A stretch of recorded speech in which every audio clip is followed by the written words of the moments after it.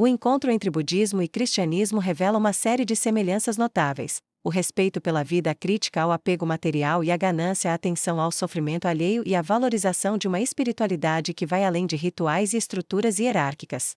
Mas até que ponto esses paralelos são apenas coincidências ou reflexos de valores universais? Será que, em algum momento da história, houve um ponto de contato direto entre essas duas tradições? E mais, seria plausível que Jesus Cristo tenha entrado em contato com ensinamentos indianos durante sua juventude?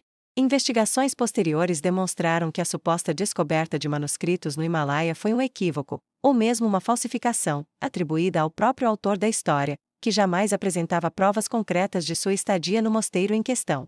O budismo, fundado no século V AC, ganhou impulso real a partir do reinado de Ashoka, no século III A.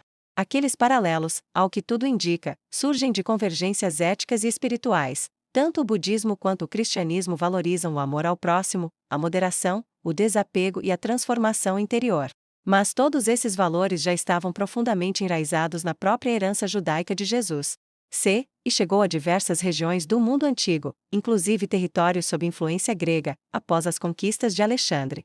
Jesus retoma essas críticas quando repreende os comerciantes no templo, lembrando que Deus deseja mais o arrependimento e a retidão do que sacrifícios e oferendas vazias. Há indícios de que já no século I AC, portanto, algumas gerações antes de Jesus, comunidades budistas estivessem estabelecidas na costa ocidental da Ásia, e até relatos de filósofos judeus que teriam tido contato com monges orientais. Mas não há necessidade de buscar influências externas para explicar a originalidade de Jesus, suas palavras e ações seguem com coerência uma tradição profética já muito rica. Contudo, afirmar conexões históricas sem evidências sólidas pode levar a distorções e mitos. Separamos, assim, inspiração e analogia de fato histórico, mantendo o respeito à pesquisa crítica e à integridade das fontes. No século XIX, circulou uma narrativa fascinante, porém controversa, que afirmava justamente isso. Um viajante europeu teria descoberto, em um remoto mosteiro do Himalaia, manuscritos relatando que um jovem chamado Issa, identificado com Jesus, teria deixado a Judéia aos 13 anos, viajado pela Ásia, estudado filosofias indianas como o jainismo. A expressão "os mansos herdarão a terra" ecoa diretamente o Salmo 37. A rejeição da violência tem paralelo em provérbios como "não invejes o homem violento". E o profeta Amós, em tom veemente, condena ritualismo vazio. Aprendido Pali, a língua dos primeiros textos budistas, e retornado ao Oriente Médio para pregar uma mensagem de compaixão e não violência, divergente dos sacerdotes locais, e por fim, condenado à crucificação. Afastem de mim o som das vossas cânticas, não quero ouvir a música das vossas liras. Mas corra o juízo como as águas, e a justiça como um ribeiro perene. Amós 5, 21, 24.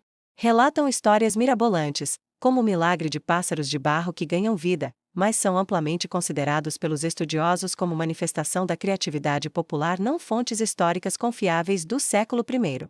Mesmo nesses relatos fantasiosos, não há menção a peregrinações à Índia. Essa hipótese, embora sedutora, não encontra respaldo nas fontes mais antigas sobre a vida de Jesus.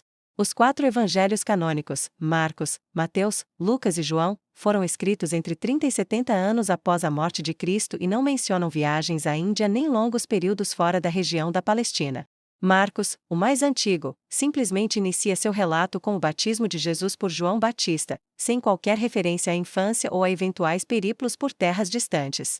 Mateus e Lucas acrescentam breves passagens sobre o nascimento e a infância de Jesus, mas concentram-se em aspectos teológicos e simbólicos, como o cumprimento de profecias, e divergem entre si em detalhes essenciais.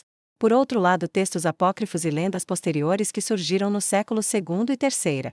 Logo, parece inviável sustentar que Jesus tenha passado sua juventude imerso em escolas budistas ou brahmanas. Se a ida de Jesus à Índia carece de evidência, resta considerar a possibilidade inversa, de que ideias e práticas budistas tenham alcançado a Palestina antes ou durante o início do cristianismo. Mesmo assim, nenhum escritor cristão primitivo, nem mesmo aqueles que conheciam bem ambas as tradições, faz referência a ensinamentos de Buda como fonte direta dos ensinamentos de Jesus.